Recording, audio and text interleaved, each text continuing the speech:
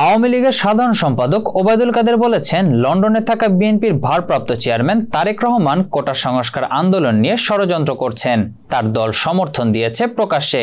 তারেক রহমান প্রতিনিয়ত 2015, 16 এবং 18 সালের মতো একই আন্দোলনকে রাজনৈতিক আন্দোলনে পরিণত করার জন্য বিভিন্ন অপশক্তিকে লেলিয়ে দিয়েছে। তাদের সমমনা কিছু দলও এর সঙ্গে জড়িত রয়েছে। মঙ্গলবার দুপুরে আওয়ামী লীগ সভাপতি ধানমন্ডির রাজনৈতিক কার্যালয়ে এক সংবাদ সম্মেলনে তিনি কথা বলেন। ওবায়দুল কাদের বলেন, নির্বাচিত সরকারকে উৎখাত করার জন্য দেশে বিদেশে নানা ষড়যন্ত্র চলছে। প্রধানমন্ত্রী যে বক্তব্য দিয়েছেন সেটাকে বিকৃতভাবে উপস্থাপন করা হচ্ছে।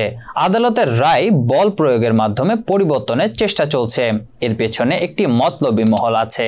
তিনি বলেন, আমরা আগেও দেখেছি 2018 সালে সড়ক আন্দোলনের উপর ভর করে তারা আন্দোলনের ফসল কুড়াতে চেয়েছিল।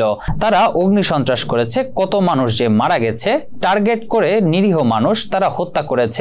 প্রসঙ্গত, চলমান কোটা সংস্কার আন্দোলন মঙ্গলবার বেশ সহিংস রূপ নেয়।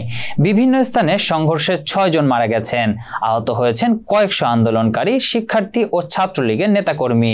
এই অবস্থায় শিক্ষার্থীদের নিরাপত্তা বিবেচনায় সারা দেশের সব সরকারি ও বেসরকারি বিশ্ববিদ্যালয় এবং অবিভক্ত কলেজের শিক্ষা কার্যক্রম অনির্দিষ্টকালের জন্য বন্ধের নির্দেশনা দিয়েছে বিশ্ববিদ্যালয় মঞ্জুরি কমিশন।